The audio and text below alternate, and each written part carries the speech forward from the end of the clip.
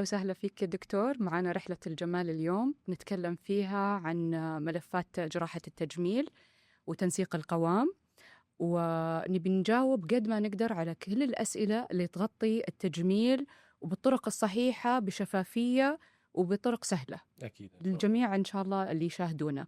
اليوم موضوعنا بيبدأ طبعا نرحب في أول شيء الدكتور استشاري جراحة التجميل وتنسيق القوام دكتور أحمد الشريفة. أهلا وسهلا. أعتذر أني أنا قلت لك إياها بعدين.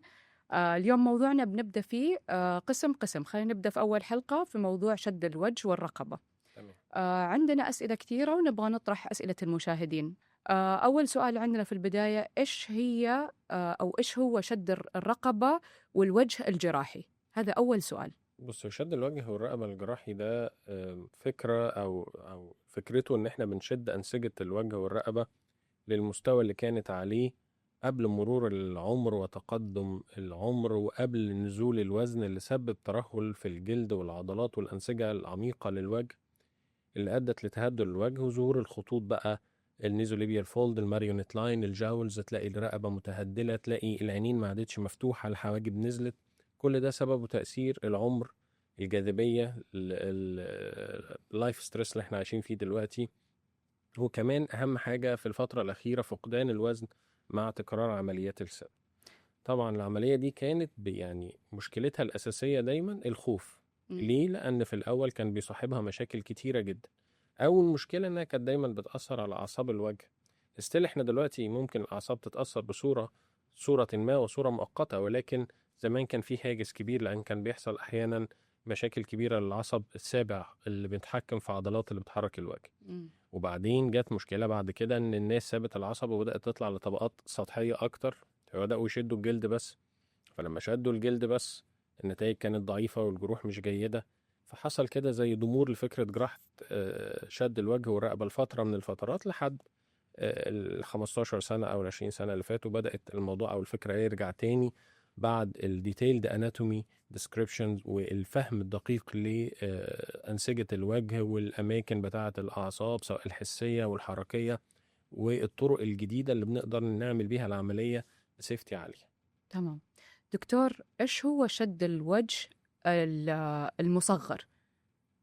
وفي كمان سمعت أنه شد الوجه عن طريق المنظار، ممكن تشرح لنا كل واحدة والفرق؟ بس هو كل حاجة بتختلف. أولا شد الوجه بالمنظار هو لحد عنده ترهل في عضلات الوجه. بصي، هو المشكلة الأساسية دايما هي عضلات الوجه أو اللي اسمها سلاير اللي هي ممتدة من الوجه للرقبة. الطبقة دي لما بتترهل بنبقى محتاجين نرفعها. طيب لو الطبقة دي مترهلة بس مفيش ترهل في الجلد فاحنا بنلجأ لشد الوجه بالمنظار، وبالتالي عدد الحالات الكانديديت للعملية دي قليل جدا، لأن قليل قوي لما حالة بيبقى عندها تهدل بسيط خالص في العضلة وتيجي بدري للجراح فيشد لها بالمنظار. وأنا شخصيا ما بحبوش قوي، لأن هو ما بيديش شد قوي وشد ممتد، لأن مهما كان في العملية دي بالذات محتاجة أن انت تشدي العضلات بصورة كاملة. تمام. طيب في حاجة بقى تانية اسمها شد الوجه المصغر.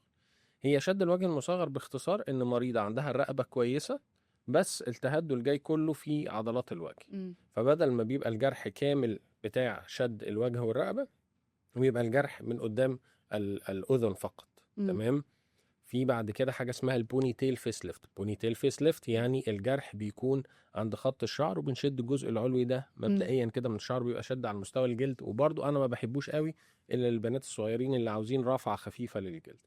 لكن الستاندرد سيرجري اللي عندنا في جراحات شد الوجه والرقبة هي الديب بلين فيس اند نيك ليفت، اللي بنشد فيها كل أنسجة الوجه، الأربطة والعضلات والجلد، وبنشيل الجلد الزيادة بصورة دقيقة جدا تدي جرح كويس.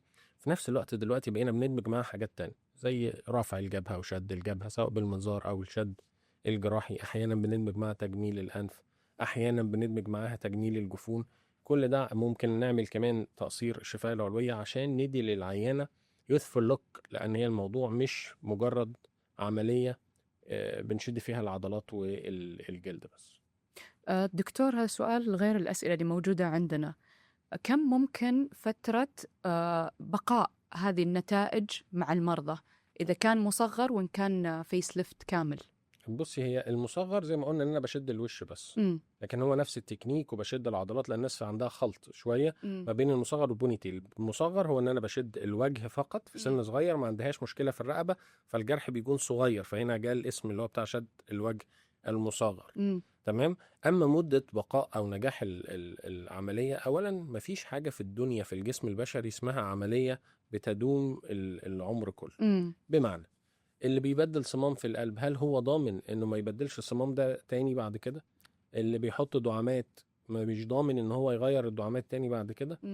لكن مفيش حاجة اسمها دائمة، لان التغير اللي حصل لك من 10 سنين وجيتي عملتي عشانه العملية still going، يعني انت في لسه الجلد بيترهل ولسه العضلات بتضعف والايج is going. والايج بالظبط. ولكن احنا اهم حاجة بالنسبة لنا ازاي اقدر اطول المده اللي اقدر احافظ فيها على النتيجه. دايما بننصح المرضى بتوعنا بقى، انت عملتي العمليه خلاص وكنتي مثلا في الاول مهمله شويه او مش مهمله وخلاص ده عمرك، فبداتي عملتي شد الوجه والرقبه. طيب ايه اللي يحافظ لنا على النتيجه؟ رقم واحد بقى اللايف ستايل موديفيكيشن. الستريس ده اسوأ شيء في الدنيا، اسوأ شيء في الدنيا حقيقه، والكلام ده احنا مش بنقوله كده واحنا قاعدين قدام الناس، لا الستريس ده مميت للجلد والبشره وللصحه العامه للجسم كله. في حاجه اسمها البيولوجيكال ايج وفي الاكشوال ايج. بيولوجيكال ايج ده ان انت الخليه بتاعتك ممكن تكون فيها تشينجز اكبر من سنك الحقيقي نتيجه الاسترس، ومن ضمنها خلايا الجلد وعضلات الوجه. صحيح. يبقى رقم واحد اللايف ستريس موديفيكيشن. تاني حاجه ان احنا نشتغل على اجهزه شد البشره زي المورفيوس وغيرها. الاجهزه دي مش هتشد الوجه، هي بتحسن كواليتي البشره، لان انا عمليتي اصلا بتشتغل على الانسجه العميقه، بتشتغل على العضلات والاربطه. يتبقى الجلوينج بتاع الجلد ده له اجهزه كويسه جدا زي اجهزه الار اف، اشهرها جهاز المورفيوس، بيدي نتائج كويسه جدا. جزء من الحفاظ السكين كير روتين بتاعي ده من الحاجات المهمه جدا اللي تحافظ على النتيجه. السموكينج ده العصر، لازم نقلل السموكينج علشان احافظ على النتيجه. صحيح. التغيرات الكبيره في الوزن، ما بقاش عامله العمليه وبعد 5 سنين رحت نازله لي 30 40 كيلو واقول العمليه اتاثرت. ففي النهايه مفيش ضمان للعمليه، مفيش حاجه اسمها ان العمليه نتيجتها بتستمر العمر كله، لكن انا ممكن اقدر اعمل حاجات تساعدني ان النتيجه تفضل كويسه اطول فتره ممكنه. اوكي تمام. طب دكتور، في ناس كثير تلجأ للبوتوكس والفيلر، متى نعرف انه البوتوكس والفيلر از انف او يكفي او مناسب للشخص هذا، ومتى نقول لا لازم تلجأ للعمليه؟ ببساطه الخطوط الثابته اللي هي عند النيزوليبيال فولد والماريونيت لاين والرقبه، اول ما نلاقي ساجنج تشو او انسجه مترهله واقدر امسك الانسجه دي ولو مينيمال، اول ما السيده تبقى حاسه ان وشها هيبقى احلى لما تشد الوجه لفوق، لازم ساعتها اعمل العمليه، او ساعتها بيكون التدخل الجراحي هو الحل. لكن ما بقاش فيه ترهل في الوجه والسيده بتقولي النتيجه بتتحسن لما بعمل كده والنتيجه بتتحسن لما بعمل كده، وانا افضل اعبي وشها فيلر وبوتوكس. اولا البوتوكس له استخدام مختلف عن الفيلر ده عشان الخطوط التعبيريه، كده حتى بعد عمليه شد الوجه ممكن نفضل نحتاج بوتوكس. لكن الفيلرز يساء استخدامها حاليا الحالات وخصوصا في الفترات السابقه، ان انا افضل اعبي وش العيانه بالفلويدز او حاجه اسمها الليكويد فيس ليفتنج. الليكويد فيس ليفتنج مش فكره وحشه، بس ممكن لبنت صغيره او في بدايات الترهل، لكن ترهل كبير فكره الليكويد فيس ليفتنج ان انا بعبي الوش بفيلينج ماتيريال. فلما اعبي الوش فيلينج ماتيريال الوش يتشد زي البالونه لما انفخها تتشد. اولا انت مش بتعالج هنا المشكله ان بيحصل حاجتين، في فوليوم لوس وفي ساجنج للتشو. الساجنج علاجه ان انا اعلق الانسجه دي لمستواها الطبيعي اللي فوق لفوق. طيب حضرتك جيت رحت جاي قاعد تعبي الوش بالسوائل او بالفيلنج ماتيريال علشان ترفع الوش، مع الوقت كل شويه الساجنج بيزيد وانت كل شويه بتزود كميه الفيلر وبتقنع المريضه ان الجراحه وحشه ومش كويسه وان الفيلرز هو الحل. طب ما بعد شويه التيشوز نفسها زي البالونه بالظبط، انت لما بتنفخي بالونه وبعدين تسيبي الهواء يخرج منها عمر التيشو ريكويل او الريكويل بتاع البالونه دي ما بيرجع طبيعي، تلاقيها فضلت كبيره شويه. نفس فكره الانسجه ربنا خلقها قابله للاستطاله، انا قاعد اعبيها فيلرز فهي كل شويه بتتمط، لان انت عاوز تجيب الماكسيمم بنفيت من الفيلرز، لان انت بتعمل او ما بتعملش ريفرس للميكانيزم بتاع الايدجنج بالظبط. فيبدا يحصل ان الوش يتملى، نيجي عند مرحله يفضل يتملى ويروح ويتملى ويروح زي اللي وزنها بيزيد ويقل ويزيد ويقل، فتلاقي بعد كده الانسجه حصل لها ارهاق والترهل زاد جدا وهترجع تعمل العمليه. exactly. الحقيقه لازم هنا يكون الجراح واحيانا طبيب الجلديه امين او الانجكتور امين، ان هو في وقت معين he has to shift the patient to the surgeon. يعني فكرة ان احنا السيرجن والديرماتولوجيست هم مش ما فيش بينهم كونفليكت. يعني هو احنا كلنا بنكمل بعض. انا لسه قايل لك ان انا في شد الوش بعد شويه لما ابقى محتاج جلوينج هقول لها روحي لاخصائي الجلديه يكمل لك الجلوينج بتاعنا. فكل حاجه وليها استخدامها. لما بتسيء استخدام حاجه معينه او بتصر ان انت تمشي في طريق واحد ما ترجعيش عنه بتبدا المشاكل تبان جدا وتظهر.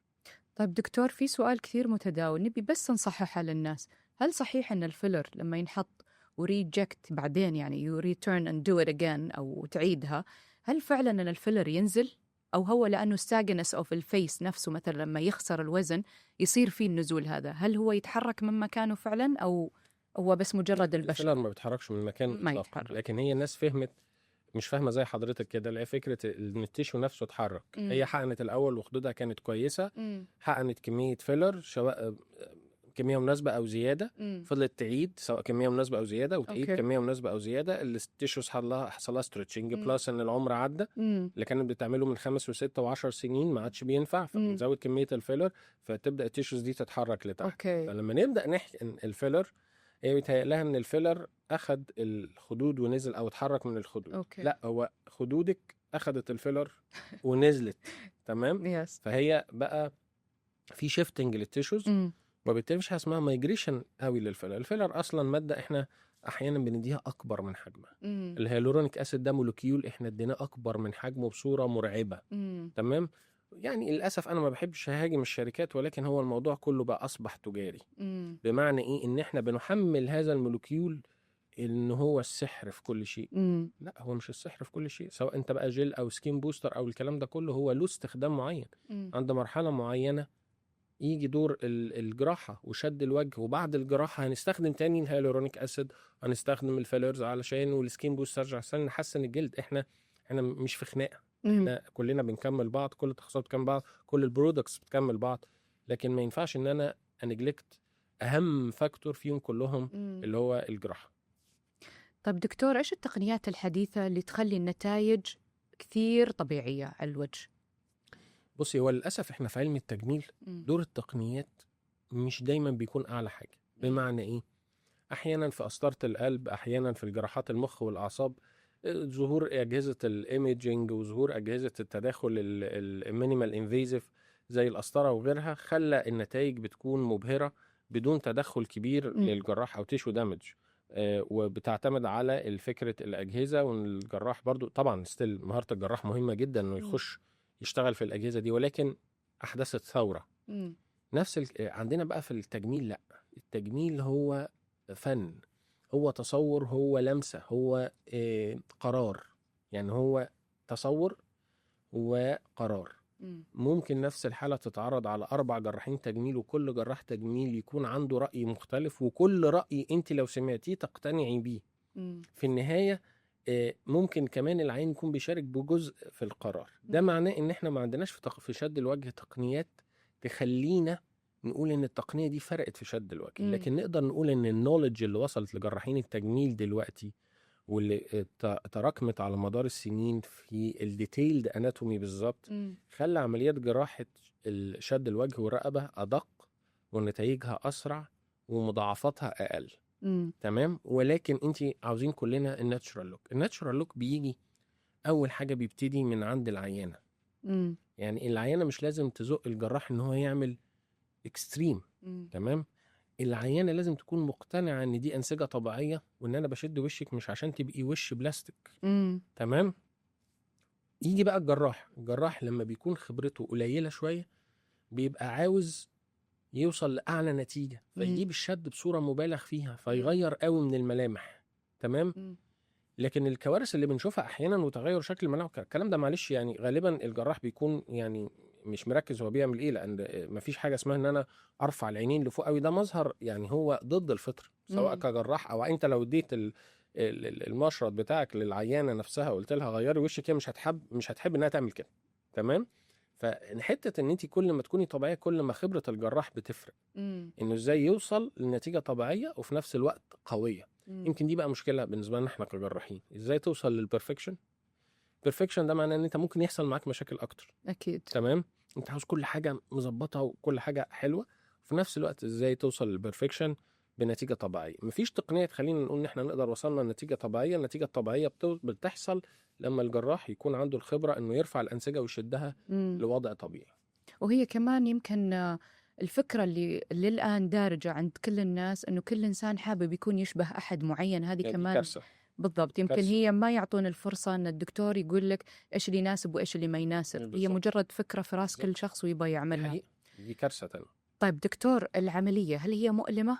عمليه شد الوجه عمليه غير مؤلمه تمام. بص، عمليات الوجه كلها دايما اقول للمرضى بتوعي عمليات الوجه عمليات غير مؤلمه بالمره. عمليات الوجه في المجمل زي تجميل الجفون ورفع الجبهه ورفع الحاجب وشد الوجه والرقبه ورفع الشفاه وتصغير الشفاه وكل العمليات دي وتجميل الجفون كلها عمليات غير مؤلمه.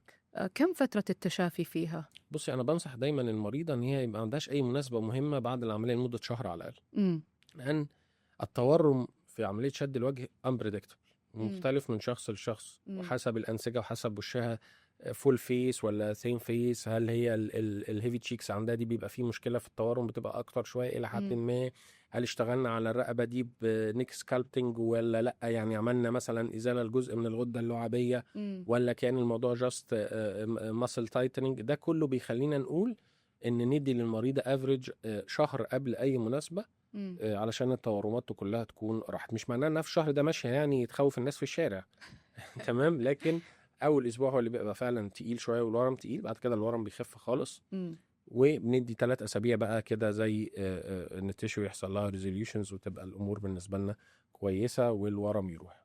تمام. دكتور، هل في خطوره او اثار جانبيه من هذه العمليات؟ بص، انا هقول لك كلمه دايما بقولها لكل المرضى. الجراح اللي يقول لك مفيش خطوره من اي عمليه ما تعمليش عنده العمليه. لسبب من 2: يا هو ما بيشتغلش اصلا فما شافش ان في مشاكل بتحصل من العمليات، يا اما هو راجل بيحاول يضلل المعلوم. طب برضه ما نقولش الكلمه دي ونخوف الناس ونسكت، لكن لما الجراح بتاعك والفريق اللي معاه يبقى عارف ان في مشكله فهو بيشتغل على انه يمنعها. تمام.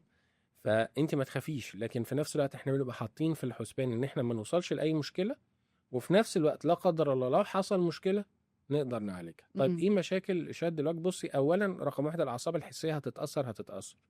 يعني لسه انا عامل عمليه شد وجه، مريضه جات لي بعد شويه بتقول لسه الجزء الصغير اللي قدام الودن ده مش حاسه بيه. قلت لها ده طبيعي، زي اللي عامله شد بطن، الجزء اللي فوق الجرح بيفضل فتره على ما الاحساس بتاع الجلد يوصل. فتاثر الاعصاب الحسيه ده شيء اكيد وبيرجع تاني وشيء مؤقت زي اي عمليه حصل فيها سكين انسيجن او جرح. تاثر الاعصاب الحركيه والعصب السابع اللي بيأثر على حركه عضلات الوجه. الحقيقه ان ده بقى اكتر هاجس للجراح وللمريض. لما العصب بيتاثر تمام، وبيبقى غالبا التاثر مؤقت، ما بيبقاش تاثر دائم. ما بنقولش للناس ان العصب هيفضل متاثر على طول، لا، ان شاء الله بيبقى تاثر مؤقت وبعد كده بيرجع امتى الوظيفه؟ ممكن بعد 5-6 ايام، اسبوع، شهر ماكسيمم، 3 ل6 شهور، خصوصا بقى لو الحاله كانت عامله فيلر دائم والمشاكل اللي بتحصل معاه في عمليه شد الوجه. طبعا احيانا الاعصاب بتكون اتغير نتيجه الالتهابات المتكرره حوالين الفيلر الدائم. بيبدا يحصل المشاكل اللي احنا بنقول عليها بتاعه ان العصب احيانا بيتاثر، وبالتالي بنبقى محتاجين ان احنا نصبر شويه على وظيفه العصب لما ترجع ان شاء الله. دكتور، في ناس يقولوا انه بعد العمليات يصير في نمنس، يعني ما تحس في ده كم يمكن يطول هذا الكلام؟ شهر. بس شهرين ماكسيمم 3 months. طب دكتور، كيف نضمن النتيجة ما يكون في زيادة بالشد مثلا بعد العملية؟ في ضمانات على هذا الكلام؟ بصي، أول حاجة هي خبرة الجراح، دي رقم 1 و2 و3. رقم 2 إن الجراح العيانة ما تخافش بعد العملية لمدة شهر وشهرين وأحيانا 3. إحنا دايما في كل جراحات تجميل بنحاول نعمل أوفر كوركشن، لأن غالبا عارفين إن التيشوز بيرجع يحصل لها ريكويلنج تاني لوضعها الاصلي. الميموري بتاعت التيشو بتحاول ترجع الانسجه لوضعها، الجرافيتي، كل ده بيخلي الخيوط الجراحيه حتى اللي احنا بنستخدمها بيحصل لها بيبقى ليها قوه معينه، قوه شد معينه، وبعد 2 ل3 بتبدا الخيوط دي تريح. فكده كده احنا عارفين الانسجه هتريح. بلس ان التورمات بتخوف العين شويه في الاول ان دي الشد اللي هيكمل، ده مش ده الشد او مش ده الشكل اللي هيفضل معاكي لمده طويله. وبالتالي هي الفكره كلها ازاي نختار الجراح اللي عنده الخبره، ونبقى عارفين ان شويه الشد البساط اللي في الاول دول هيروحوا وهيقلوا مع الوقت، وهنتجه لناحيه الطبيعيه. انما الشد المبالغ فيه والحاجات اللي احنا بنشوفها مع البلوجرز والكلام ده، لا، ده حاجه مش مظبوطه يعني. اوكي. طب دكتور، هل يأثر العملية، هل تأثر على الصوت او حركة الفم؟ يعني انت تشوف مثلا في ناس بالميديا مثلا او غيرها، تلاقي مثلا فم من جهة نازل وكذا، هل هذا بسبب العمليات او شيء ثاني؟ ممكن يكون بسبب العمليات، وممكن يكون بسبب الفيلرز، ريبيتد فيلر انجكشنز، وممكن يكون بسبب استخدام بعض الاجهزه. يعني احنا مش هنسمي الاجهزه عشان ما نبقاش ان احنا اجريسيف تو ديفايسز معينه، لان هي سوء استخدامها هو اللي بيؤدي كده. بعض الاجهزه بتاثر على الاعصاب بتاعه حركه الفم، كذلك زي ما قلنا الانجكشنز، ريبيتد انجكشن، وممكن عمليه شد الوجه نفسها لو الورم حوالين عصب او حصل زي ما بنقول صدمه للعصب. العصب ده هو المرضى برضو لازم يبقوا فاهمين العصب ده جزء من الانسجه. اكيد. هي الكدمه بتحصل ليه بعد شد الوجه؟ مش عشان في شريان او وريد اتاثر ونزل شويه دم تحت الجلد فحصل كدمه. مش في كدمه مش الجلد نفسه احيانا بيبقى بعد العمليه تلاقي الايدج بتاعه لسه ما التئمش 100%، مش الانسجه نفسها لسه متورمه، برضو زيها العصب. العصب احيانا بيحصل بالظبط حواليه كدمه، الكدمه دي بتبدا تروح بعد شهر، احيانا اسبوعين، احيانا 3 شهور، ماكسيمم 6 شهور وترجع. لا قدر الله لو بقى دائم دي قصة تانية، بيبقى فيه يعني حظها العيانة حظها وحش والجراح حظه وحش وبتكمل مدة طويلة، وأحيانا بيبقى ليها علاجات تانية، ولكن ما نفترضش السيناريو ده لأنه قليل جدا جدا جدا. دكتور، في أشياء تأثر على التئام الجروح بشكل أسرع؟ طبعا. مثلا أول حاجة التدخين، تمام، ودي أي جراح هيقولها لك. تاني حاجة الجينات، في حد جيناته سريعة في التئام الجروح وجيدة والجرح بتاعه سكار يطلع تحفة. في حد تاني هو نفس يعني نفس الجراح اللي اشتغل على الجرح وفي نفس الوقت الجرح ما يطلعش كويس لأن جيناته مش كويسة في التئام الجروح. ثالث فاكتور بيتعلق بالجراح. عملياتنا كلها اسمها عمليات شد. عمليات الشد لو الجزء اللي احنا بنشده ده التروية الدموية اللي راح للجلد اتأثرت نتيجة لأي سبب، الالتئام ده بيتأثر. اوكي تمام. ففي 3 أسباب أساسية: التدخين، الجينات، والعامل الجراحي، مقدار الشد وحركة الأنسجة والتروية الدموية اللي راح للجلد. هل الشمس لها تأثير؟ طلعة والدخلة لا، الشمس والعالة بالتأثير مباشر على التئام الجروح إطلاقا. التأثير المباشر للشمس ممكن يحصل بعد ما الجرح يلتئم وبيبقى لسه في مرحلة إن هو أحمر كده، فالشمس تيجي عليه، ممكن التعرض من بره الشمس يخلي الخط الأحمر ده يقلب خط أسمر. أوكي. تمام. لكن يعني غالبا إحنا جروحنا في شد الوجه جروح مخفية، يعني صعب إن الشمس تطولها. دكتور، إيش العمر اللي تحسه مناسب لشد الرقبة والوجه؟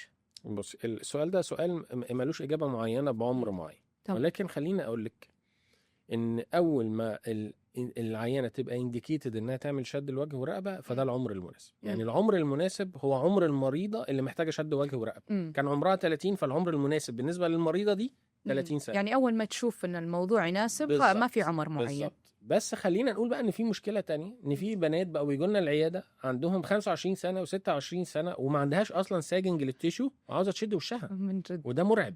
الميديا اولا داخله تعمل عمليه عشان تشد وشها لان هي عاوزه توصل لمرحله الوش البلاستيك، لان هي ما عندهاش اصلا ترهل، فبقت المشكله هنا في دماغها. بافتراض حتى ان انت عندك مينيمال، اصبري شويه علشان كده لو عملتيها بدري هتضطري تعيدي العمليه تاني، فنصبر شويه. قالوا على بعض الجراحين ان هو اول ما بيشوف العيانه فيها مينيمال ساجنج يلا نقوم نعمل شد وجه، ده مش حلو. خلينا ندي للعيانين فرصه ان هم لا استني شويه. طب عيانه عند زي ما قلت لك سنها صغير بس ريلي هي عندها مشكله وعندها ساجنج في التيشوز، قلت ان انا اخش اعمل لها يعني الفيس ليفت. فده العمر المناسب هو عمر المريضه اللي محتاجه شد وجه ورقبه حسب الوجه، حسب الحاله.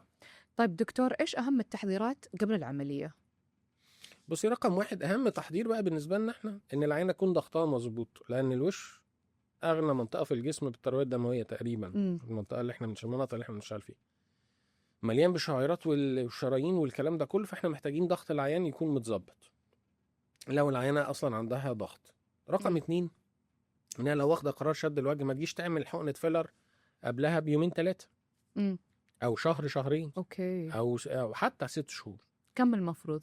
انا افضل سنه 9 شهور لسنه. انت واخده عمليه شد الوجه او عارفه ان انت السنه الجايه هتعملي شد الوجه، قللي بقى الفيلرز.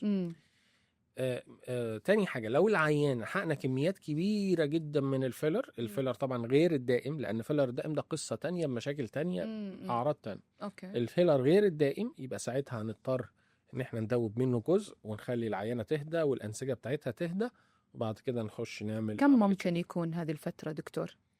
شد. مثلا ما تبدأ تذوب عشان تخليها تستعد أنا للعمل. بفضل يكون مثلا من 3 أسابيع لشهر. طب دكتور، مر عليك موقف غريب أو طلب غريب من مريضة؟ طبعا في كل عملية من العمليات بيمر عليا طلب غريب، لكن أغرب طلب في الدنيا شفته من مريضة إن هي عاوزة، هي مريضة صغيرة ما عندهاش ساجنج ولا أي حاجة، كل حاجة عاوزة وشها أعمل كده أوكي. ماسك فيس. أوكي. ودي أنا حاولت أقنعها وما عملتلاش طبعا العملية، لأن إحنا برضو الفكرة إن أنا مش راجل فاشن ديزاينر أنت داخلة عندي هتختاري أو هتعملي الفستان اللي عاجبك يعني هتعمليه.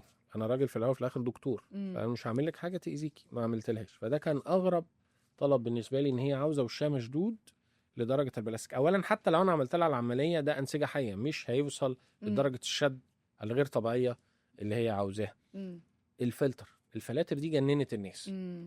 هم عاوزين صورة خيالية، سناب شات وغيرها. صورة خيالية على موبايل بريزوليوشنز وشغل يعني انا دكتور هشتغل على وشك انت، مش هشتغل على الصورة بتاعتك انت. طب البرنامج بيشتغل على صورتك، يعني هو بياخد منك صورة طبيعية يعمل لها موديفيكيشن يقلبها لصورة تانية. انت عاوزاني اشتغل عليك انت اطلعك زي المنتج النهائي بتاع الصورة؟ ده طبعا مستحيل، يعني ده من ضمن الكوارث خصوصا في عمليات الوجه يعني. دكتور، هل تعتقد انه بعض العمليات او الناس يصير عندها ادمان انها تسوي العمليات؟ 100% في طبعا كل يوم بحس ان في، يعني انا بقول لك من ضمن البنات الصغيرين مره عملت لها دبل تشيك، اوكي كانت محتاجه دبل تشيك، جت تقول لي انا عاوز اعمل قلت لها حواجبك حلو. طب جفوني، قلت لها جفونك حلو. طب مش قلت لها والله ما انا اعمل لك اي عمليه انت عاوزاها. فالادمان اصبح موجود بصوره مبالغ فيها وبيزيد، ولازم احنا كجراحين تجميل نوقف الادمان ده عند بعض المرضى. يعطيك ألف عافية دكتور، شكرا كثير على المعلومات القيمة اللي أعطيتنا إياها اليوم. وأكيد هذه ما راح تكون أول جلسة تجميل، وإن شاء الله بنجلس كمان في جلسات ونقسم الجسم ونتكلم عن أجزاء أخرى إن شاء الله. يعطيك ألف عافية دكتور، وشكرا كثير. شكرا جزيلا. كان معنا الدكتور اليوم أحمد الشريفة، ويعطيه ألف عافية وما يقصر. شكرا جزيلا. شكرا.